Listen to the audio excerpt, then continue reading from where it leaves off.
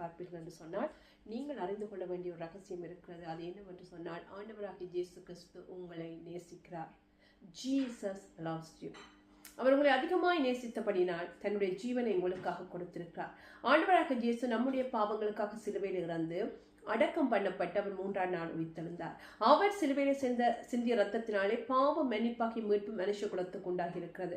நீங்கள் மனுஷர்கள் என்று சொன்னால் உங்களுக்கு பாவ மன்னிப்பு நிச்சயம் தேவை. அதை ஆண்டவராகிய இயேசு கிறிஸ்துடைய ரத்தம் மாத்திரமே கொடுக்க முடியும். அவர் எல்லாருக்காகவும் இறந்திருக்கிறார். அவர் உலகத்தின் பாவத்தை சுமந்து தீர்த்த தேவ ஆட்டுக்குட்டி. அவர் எல்லாருக்காகவும் இறந்திருக்கிறார். அந்த சிலுவையுடைய ஆசீர்வாதம் உங்களுடையதாக வேண்டும் என்று சொன்னால் நீங்கள் அதை உங்களுடையதாக்கி கொள்ள வேண்டும். என்னுடைய பாவத்துக்காக ஆண்டவராக இயேசு கிறிஸ்து சிலுவையில் இறந்தார். அவருடைய ரத்தம் என்னுடைய பாவத்தை கழுவும் என்று நீங்கள் நம்பி அவரிடத்தில் வந்து அவரை உங்களுடைய இரட்சகராகவும் ஆண்டவராகவும் ஏற்றுக்கொள்ளும் போது அவர் சிலுவையில் செய்து முடித்த அந்த ஆசீர்வாதத்துடைய பங்கை பெறுவதற்கு உங்களை தகுதி உள்ளவர்களாக மாற்றிக்கொள்கிறீர்கள். ஆகல் கேட்டுக்கொண்டிருக்கிற இந்த வேளையிலே